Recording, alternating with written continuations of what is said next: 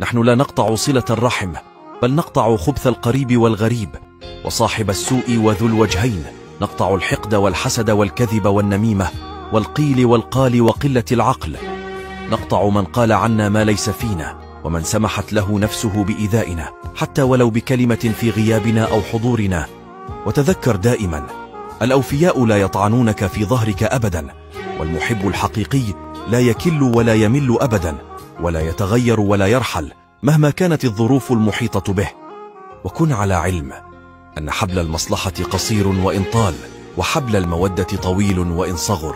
فتذكر أن تعاشر الأصيل الذي سيقف معك وقت عسرك، والذي لا يطلب منك ردا ولا المعايرة بالمعروف.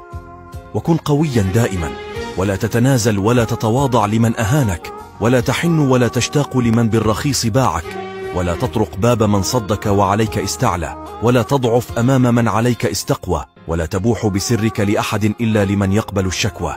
لله وحده كن صاغرا، أما للبقية كن الأقوى.